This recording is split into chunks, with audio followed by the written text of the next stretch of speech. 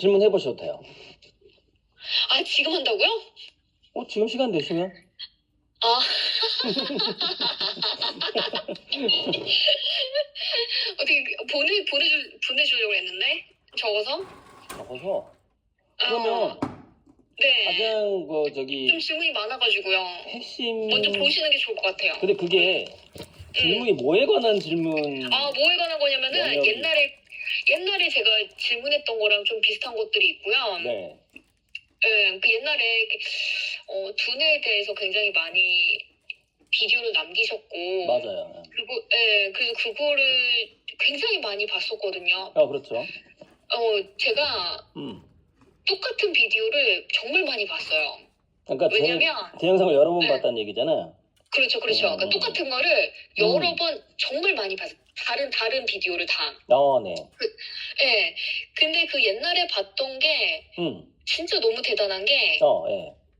이게 왜냐면 보통 사람들이 얘기를 할 때 그 10년 전에 말한 것과 보통 10년이 지나고 나면 조금씩 조금 말이 달라지거든요. 맞아. 네. 근데 옛날에 말하신 것들이 지금도 저는 똑같이 생각이 돼요. 맞아요. 이거는 정말 이거는 뭔가 뭐 완전히 무슨 뭐 바이블은 아니지만 그냥 네. 이거 진리다 막 이런 느낌? 맞아요. 그러니까 너무 존경심이 생기는 거예요. 네. 네.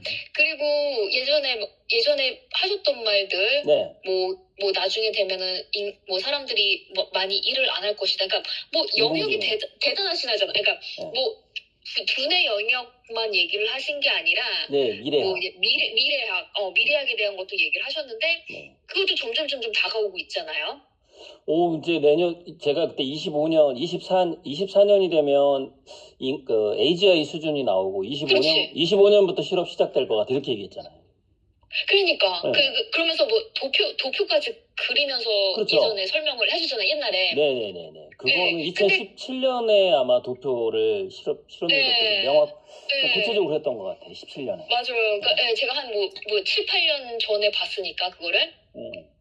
근데 그런 것들이 거의 맞아가는 거예요. 근데 저는 재밌는 게 시기가 맞아 떨어지는 게 너무 저도 재밌어요. 그러니까 물론 그 시기라는 건 그 당시에 제가 이제 미래학 책을 쭉 봤잖아요. 그 중에서 한 65%의 사람들이 지지하는 것이 있었는데 이제 그보다 저는 약간 더 빨리 올 것 같다는 느낌이 들어서 살짝 몇 년 앞당긴 거죠. 근데 제 앞당긴 게 오히려 더 맞았던 거죠. 근데 그게 또 코비드가 한몫을 한 것 같기도 해요. 맞아요. 그때 급속도로 자동화됐어요. 맞아요. 네. 근데 그 질문은 이제 질문 리스트는 다시 한번 주시고요. 네. 이건 인트로니까 지금 녹음 중이긴 한데.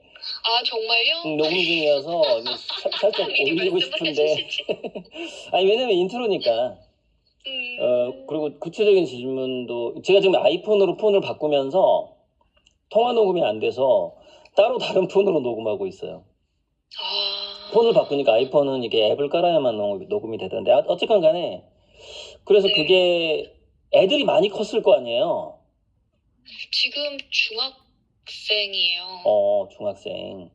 그러니까 옛날에 완전 유치원생이었구나. 그렇죠. 네. 그렇구나. 그래서 그때 정말 많이 배웠었거든요. 그래서 저는 그게 저한테 너무 값지게 아이들을 키웠어요. 당연하죠. 네. 왜냐면 그 10살이 넘어버리면 되게 효과가 떨어져 버려요. 그러니까요. 네, 10살 이전이 너무 중요하거든요. 그러니까요. 제가 그걸 또 마음에 새겨 들었었어요. 그렇죠. 네. 근데 사실 질문 중에 하나가 그것도 포함이 돼요, 지금.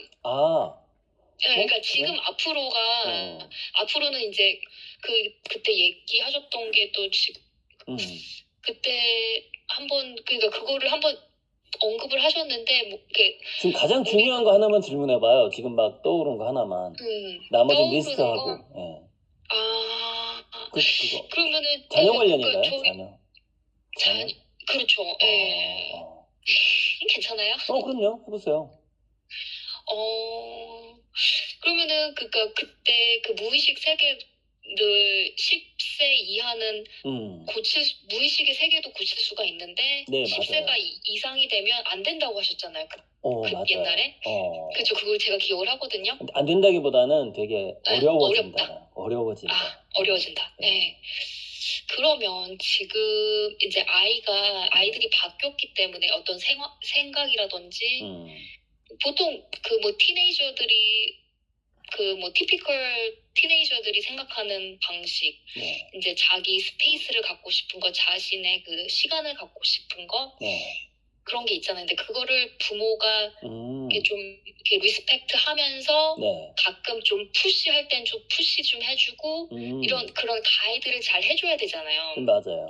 그러면 어느 선에서 이 밸런스를 맞춰야 되는지 그 상황에 맞닥뜨렸을 때 그 부분이 힘든 거예요. 왜냐면은 제가 그걸 알기 때문에 이 상황에서 이 아이가 만약에 디테일해지네. if she feels like I hate learning 그러면은 learning 자체가 싫어하게 되면 그거는 정말 안 되는 거잖아요. 네네네.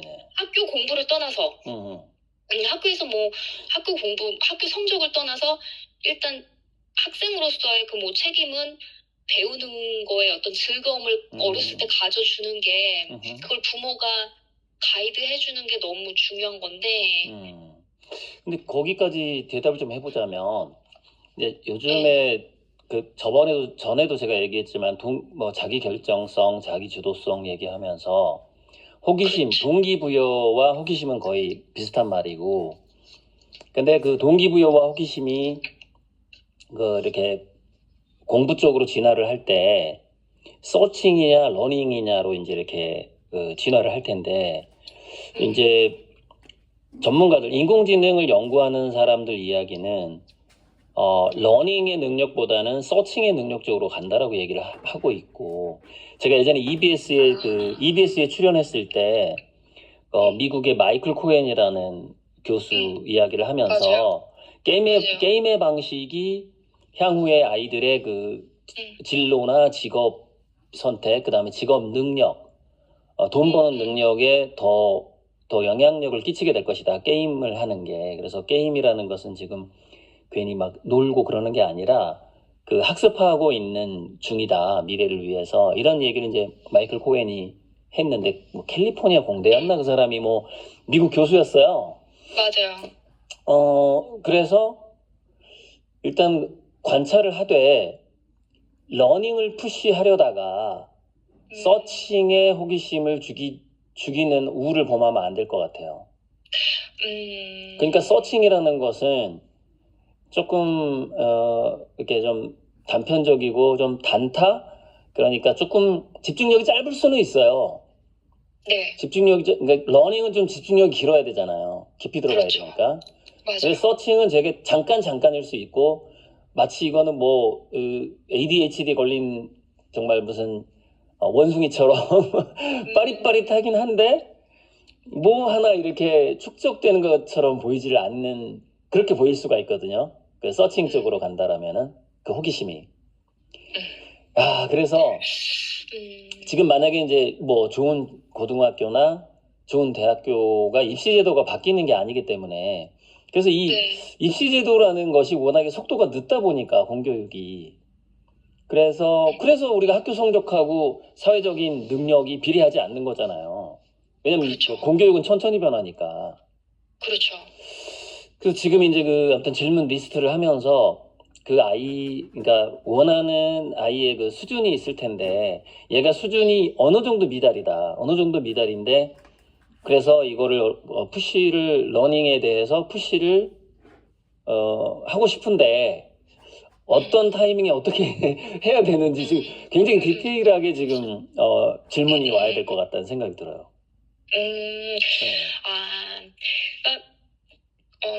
네. 러닝, 그러면 서칭을, 저는 학교 공부는 아이가 뭐 그냥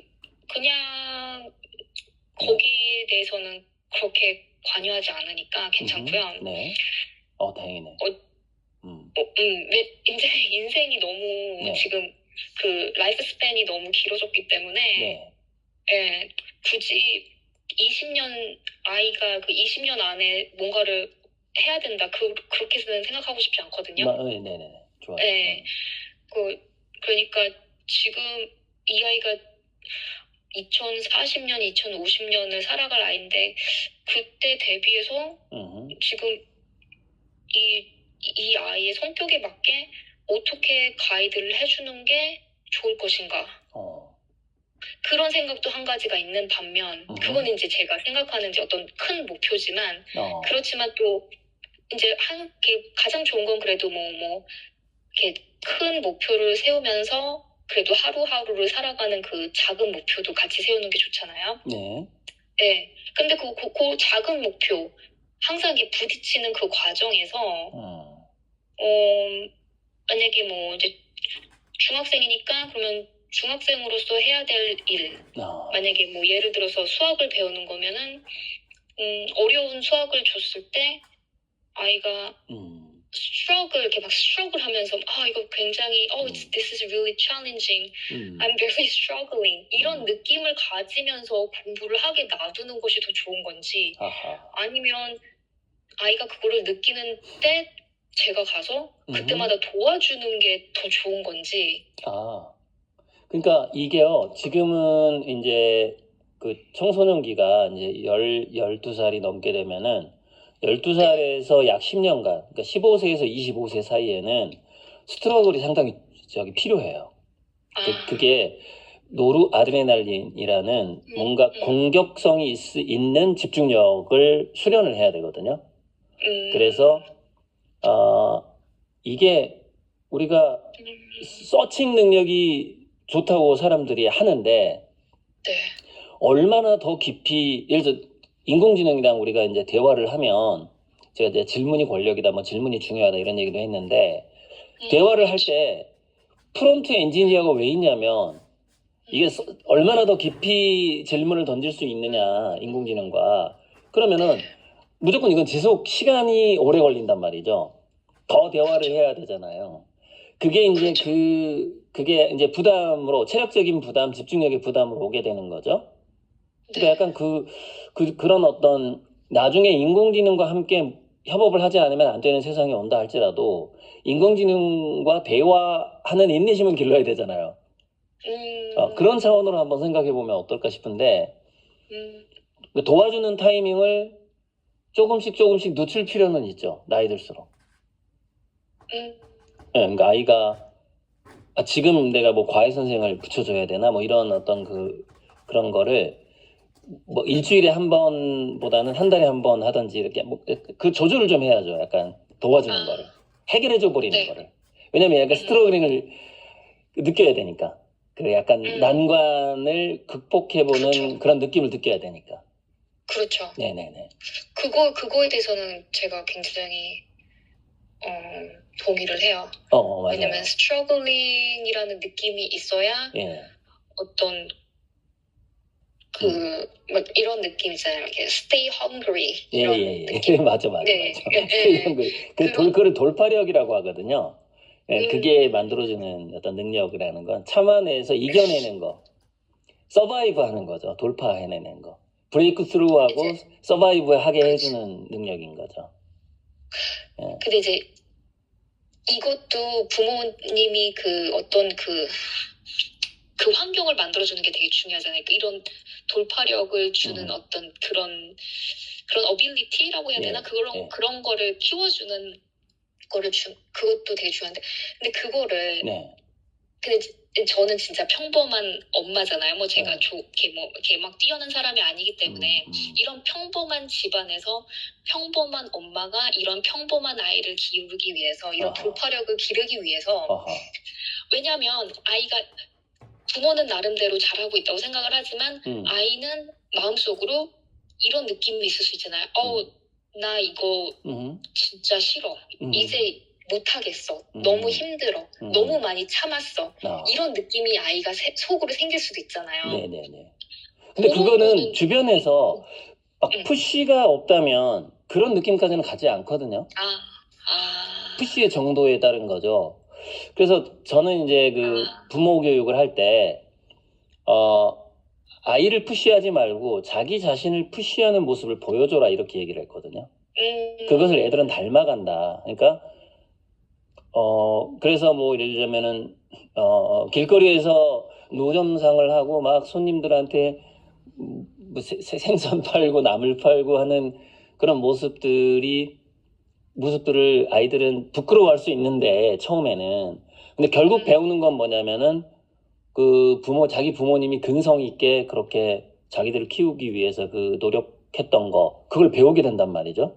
근데 뭐 약간 너무 옛날 얘기인데 그렇게 하면 안 되고, 그러니까 지금 그 엄마의 입장에서 약간 챌린징, 약간 내가 조금은 벅찬 거에 대해서 집중하는 모습을 보여주면서 한마디를 해야 된다는 거죠. 아, 이거 스트러글링이 필요해. 지금 그런 걸 한번 지금 아니면 또 언제 경험해 보겠니? 이렇게 그렇게 얘기하는데 엄마는 그냥 드라마 보면서 이렇게 치맥 먹으면서 이렇게 그런 말을 할 수는 없다는 거죠.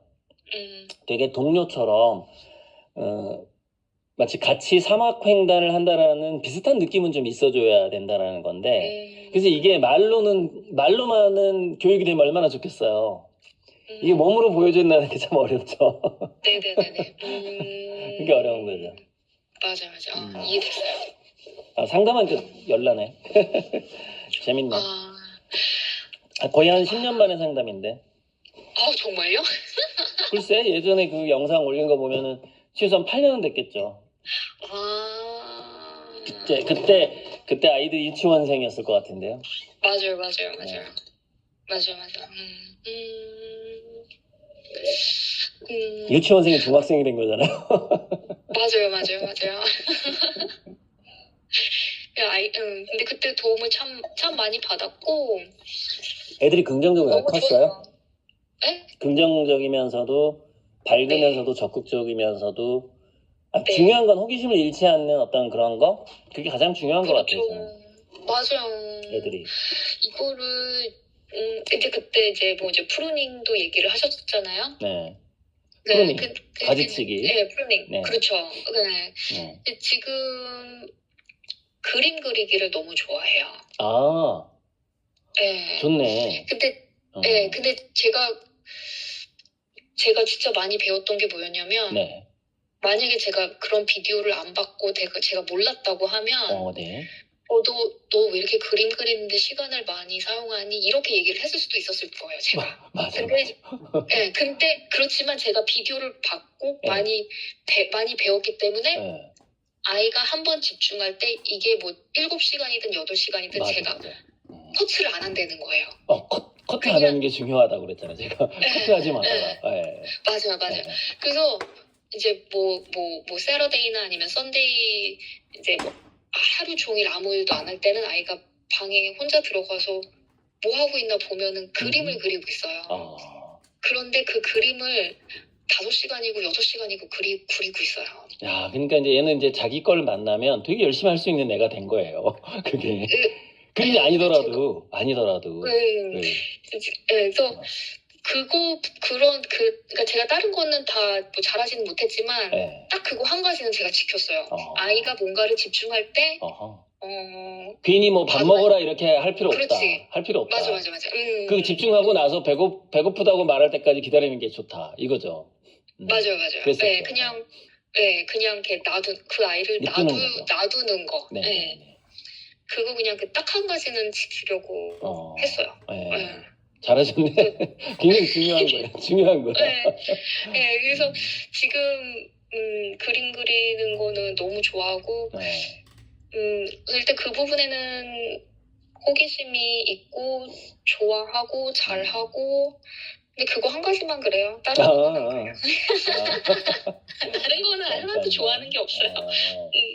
근데 이게 그림 그리는 게요.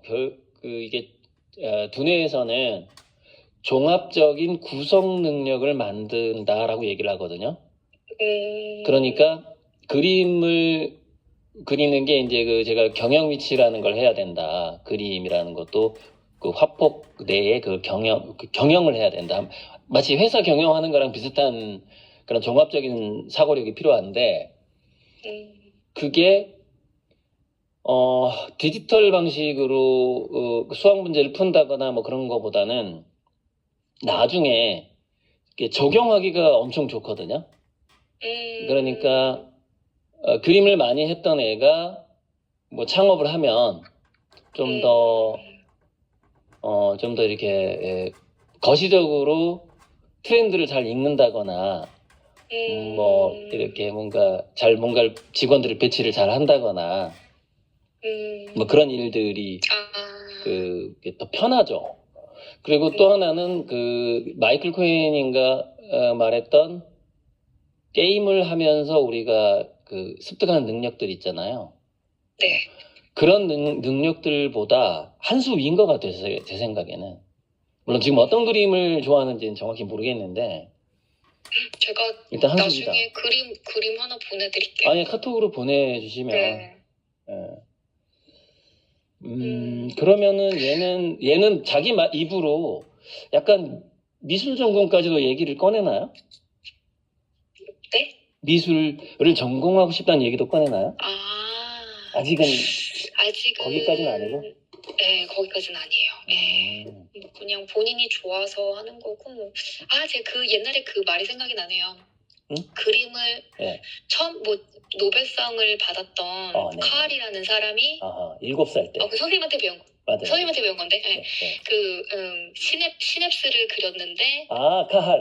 오케이. 네, 알고 보니 그분이 원래 옛날에 그림을 그리는 걸 좋아했다. 네네네. 옛날에 그 말 한번 하셨던 거 기억이 나네요. 맞아요. 그리고 그 노벨상 카할 말고 어떤 화학자인데 7살 때 그 물감놀이 하던 거에 굉장히 좋은 영향을 받아서 그 노벨 화학상을 받은 화학자도 있어요. 그 카할은 생리의학상이고.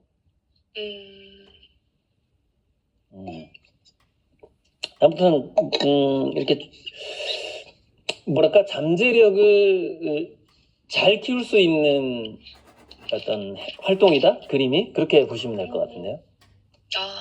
잠재력, 이 적응력, 뭐든지 적응해낼 수 있는. 그리고 특히 우리가 이렇게 사업을 구상하거나 할 때 그림을 그린다라는 표현을 해요. 빅픽처라는 말도 있지만 그림 한번 잘 그려봐. 그러면 그 구조를 짜라는 뜻이거든요. 어떤 사업을 할 때 그게 은어로 많이 쓰이는데 그거는 뭐냐면은 인공지능과 협업을 했을 때 좀 굉장히 도움이 될 거라고 보거든요. 그러니까 훨씬 앞서갈 수 있다. 인공지능 AGI가 발달하면 발달할수록 분명히 이거는 지금 챗GPT 4.5의 수준도 뭐 인간을 능가하고 있지만 5년 내에 분명히 AGI는 거의 누구나 다 갖게 될 거라고 보거든요. 그러니까 개별 맞춤 AGI 뿐만 아니라 로봇까지 이제는 1인 1로봇은 좀 더 오래 걸리겠지만 그거는 한 10년 15년 걸리겠지만 로봇은 물질이고 비싸잖아요. 아무리 뭐 싸도 1,000만 원은 할 텐데. 그러니까 그거는 로봇의 대중화는 좀 더 오래 걸릴 거고. 근데 그 로봇 시장을 잡기 위해서 어떤 회사가 좀 싸게 뿌릴 수도 있어요. 휴대폰 싸게 뿌리는 것처럼. 저는 그런 때도 올 거라고 보는데. 전기자동차 원래는 비싼데 싸게 파는 것처럼. 어쨌든 5년 내에는 AGI와의 협업이 가장 강한 인간을 만들 거다라고 보기 때문에 그림도 그리고 독서도 하고 하면 참 좋은데 책 읽기는 좀 해요? 책 읽기 본인이 좋아하는 책은 너무너무 잘 읽어요. 그리고 그 책을 시리즈로 사요. 예. 그런데 이제 제가 이 책도 한번 읽어봐, 저 책도 한번 읽어봐. 그런 책은 안 읽어요. 이게 되게 정말 잘 유도해야 되는데 그러니까 아이가 좋아하는 것과 연관된 책만 줘야 돼요. 그래서 그러니까 계단식으로 애가 올라가게끔 하면 안 되고 마치 언덕을 올라가듯이 그 언덕 등산을 하듯이 언덕을 올라가서 산책로가 이렇게 두 갈래 길이 나오면은 이쪽으로 갈까 저쪽으로 갈까 이러듯이 그 연결성이 있어야 되는데 그러니까 아이가 가장 현재 좋아하고 있는 책과 융합된 어떤 다른 거를 갖다가 붙인 저자의 책을 찾아내는 것이 상당히 중요하죠. 근데 그런 걸 참 찾는 게 그 능력이란 말이죠. 그러네요, 진짜. 네, 그러니까 예를 들면은 애가 막 다 예를 들었어요. 얘가 막 축구를 좋아하는데 축구의 그 동역학 뭐 이런 축구하고 역학 그다음에 전쟁에서 뭐 포탄이 날아가는 거라든가 이런 전쟁사와 막 믹싱이 돼 있어 축구랑 어떤 책이. 그러면 축구를 좋아하는 애는 그 책은 볼 거라는 거죠. 왜냐면 축구공이 날아가는 거하고 포탄이 날아가는 거를 같이 이렇게 설명을 해주니까. 그러면서 얘는 축구를 좋아하는 애인데 역사를 좋아하는 역사책을 읽게끔 만드는 중간다리 역할을 하는 거죠, 그게. 왜냐면 전쟁사로 들어가니까. 근데 우리가 전쟁사를 막 하다가 나중에 그것도 경제사로 넘어간단 말이에요. 왜냐면은 돈을 안 대주면 전쟁에서 지잖아요. 그럼 이 돈은 어디서 나왔지? 이렇게 되는 거거든. 그러니까 그게 왜냐면 연결고리, 제 이름이 고리들인데 고리들을 되게 잘 찾아야 돼요. 그러니까 그것도 강의했는데 하긴 했는데 그래서 다양한 융합적이고 연결고리가 있는 책들을 이게 깔아놔라 집안에 깔아놓으면 아주 좋아하는 거 보다가 살짝 심심할 때 반찬 하나 먹는 것처럼 이렇게 건너가는데 그거는 이제 언덕길에서 길이 갈라지는 것처럼 가는 거죠. 무슨 얘기냐면 턱이 없잖아요. 그렇죠. 문턱이 없는 거예요. 그러니까 계단은 뭐냐면 턱이 있는 거야. 근데 참 이게 우리가 책이라는 게 다 계단식으로 되어 있어. 그러다 보니까 그만큼 훌륭한 저자가 많지 않은 거죠, 이 세상에. 다 자기 전공 중심으로 책을 써버리는 거야. 이 융합적인 책이 많이 나와줘야 되는데. 그래서 차라리 오히려 소설이 그런데 좀 도움을 줄 수는 있을 것 같긴 해요. 소설이 오히려. 소설은 다양한 캐릭터가 나오니까 그 중간다리 역할을 해주는. 네. 소설이 여러 캐릭터가 나오잖아요. 그 주인공의 뭐 아빠는 뭐 하는 사람이고 뭐 하는 사람이 하면서 살짝 그 관심을 갖게 될 수 있는 거죠. 그러니까 지금 정확히 몇 살이죠? 아무튼 이건 리스트업을 하죠. 제가 지금 계속 통화하기는 어렵고 지금은 마침 물감이 마르고 있는 중이에요. 그래서 마르고 있는 중인데 나 지금 사실 별을 그려야 되는데 오늘 너무 그림에 바쁜 날이라서 그래서 그렇구나. 네, 일단은 리스트 뺏었네요. 괜찮아요. 30분 이내는 괜찮고 리스트를 쭉 한번 주시면 네, 제가 보내드릴게요. 네, 영어로 써도 돼요. 저기 독해는 할 수 있으니까. 영어로 리스트를 써도 상관없어요.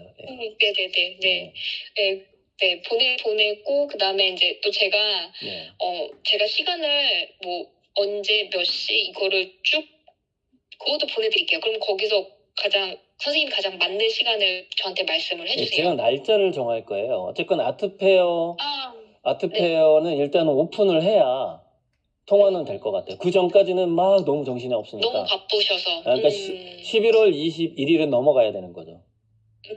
뭐 며칠 안 남았어요. 네네네네. 그러니까 뭐 일주일 이내나 10일 이내. 그러니까 이번 달 안으로는 통화가 가능한 거죠. 네네네. 이번 달 안으로. 네. 리스트만 잘 주시고 조금 구체적으로 예를 들어줘야 돼요. 그러니까 우리 얘가 지금 내가 이렇게 말을 했을 때 이런 반응을 한다. 좀 장문으로 좀 주세요. 왜냐면 그게 좀 질문이 구체적이어야 내가 아이의 현재 상태를 알 수가 있거든요. 내 아이가 막 CCTV 달아놓고 애를 관찰하면 좋은데 그렇게 할 수는 없으니까 되게 그 질문에서 시츄에이션을 상황을 좀 몇 가지 좀 가로 열고 집어 넣어줬으면 좋겠어요. 예를 들어 상황, example 이게 내가 이렇게 했더니 얘가 이런 대답을 했다. 또는 내가 뭔가를 제시했는데 얘는 이것만 선택을 했다. 뭐 이런 식으로 상황 설명.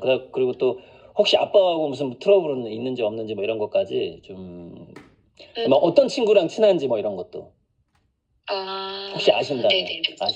네, 알아요. 네. 예. 그래서 그 어떤 친구랑 친한데 그 친구의 성향은 이런 것 같다까지 좀 알려주세요. 그러면은 어쨌든 되게 길어지겠네요. 맞아. 글이 굉장히 길어지고 근데 좋은 점은 사실 그 또래 중학생을 둔 모든 부모님의 고민이거든요, 이거. 그래서 저는 이걸 공유를 해야 돼. 약간 선보농제 차원에서 한국의 엄마들도 네. 알아야 된단 말이죠. 음. 좀 상황은 다르겠지만 미국이랑 한국이랑 네. 누구나 다 알아야 되는 똑같이, 상황이죠. 네, 비슷한 상황은 거의 비슷할 거예요. 아마 중학생, 고등학생. 그럼요. 네. 그러니까 제가 강의는 지금 못 다니지만 바빠서 강의는 못 다니지만 이런 전화 상담을 통해서 다시 이렇게 예전에 했던 거를 지금 현대에 맞게 인공지능 발달이 지금 완전히 가시화됐기 때문에 그렇죠. 다시 한번 또 제가 한번 뭔가 콘텐츠를 올릴 수 있는 계기가 되는 거죠. 30분 넘었네. 네. 시간 감사합니다. 네. 아니, 그리고 아트페어 때문에. 그 그림 준비 잘하세요. 네네네. 네, 소식 네, 올릴게요. 감사합니다. 아트페어 소식 올릴게요. 네네. 네, 네. 주세요. 네, 네, 감사합니다. 감사합니다. 네. 좋은 하루 되세요. 네네. 네.